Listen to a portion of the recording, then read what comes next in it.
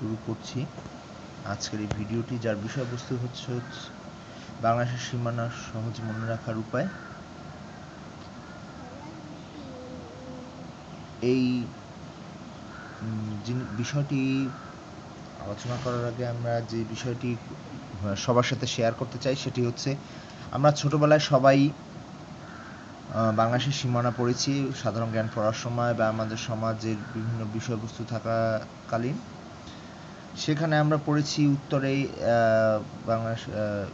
বাংলাদেশের উত্তরে ছিল পশ্চিমবঙ্গ, আসাম, মেঘালয়, পূর্বতে এটি ছিল, দক্ষিণে এটি ছিল বা পশ্চিমে এটি ছিল। কিন্তু আসলে এগুলো কোনো কৌশল করে মনে না রাখার কারণে আমরা সেটি ভুলে গেছি।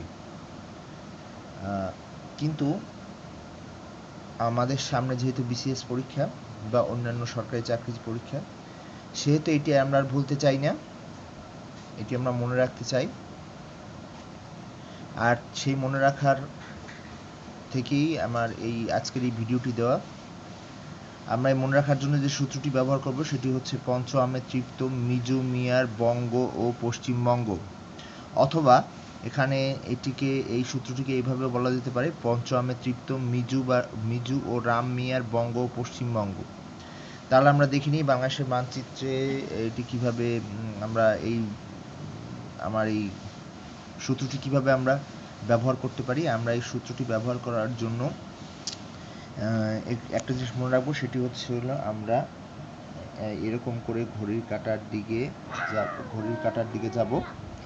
আচ্ছা, তাহলে আমরা দেখি, তাহলে আমাদের একদম মানচিত্রের উপরে আছে উত্তর দিকের যে জিনিসগুলো আছে সেটার জন্য মনে রাখার সূত্র হচ্ছে পঞ্চ আমে।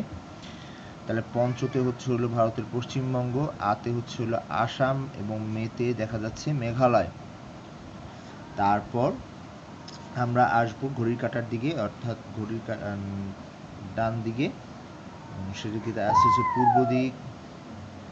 পূর্ব দিকে কি আছে সেটি মনে রাখার জন্য আমাদের ব্যবহৃত সূত্র হচ্ছে তৃপ্ত মিজু মিয়ার, অর্থাৎ তৃপ্ততে আছে ত্রিপুরা, মিজুতে মিজোরাম এবং মিয়াতে মিয়ানমার। অর্থাৎ আমাদের পূর্ব দিকে আছে ভারতের ত্রিপুরা এবং মিজোরাম রাজ্য এবং মিয়ানমার দেশ। দক্ষিণে আমাদের ব্যবহৃত সূত্র হচ্ছে বঙ্গ, অবস্থিত হচ্ছে বাংলাদেশের বঙ্গোপসাগর। এবং পশ্চিমে ব্যবহৃত সূত্র হচ্ছে পশ্চিমবঙ্গ, অবস্থিত ভারতের পশ্চিমবঙ্গ, তার মানে ভারতের পশ্চিমবঙ্গ রাজ্য অবস্থিত। আশা করি এই ইউটিউব ভিডিওটি আপনাদের ভালো লেগেছে এবং এটি ব্যবহার করে আপনাদের চাকরির পরীক্ষায় ভালো করতে পারবেন এবং এটি দীর্ঘ সময় ধরে মনে রাখতে পারবেন,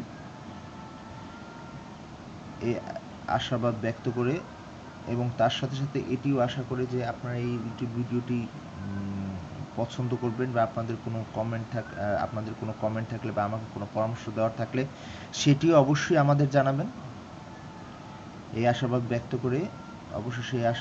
করে এবং সবাইকে আজকের জন্য বিদায় জানিয়ে আমার ইউটিউব ভিডিওটি আজকে এখানেই শেষ করছি। সবাই ভালো থাকবেন, সুস্থ থাকবেন এবং আপনার আজকের দিনটি সহ সকল দিনগুলো আপনার শুভ এবং মঙ্গলময় হোক।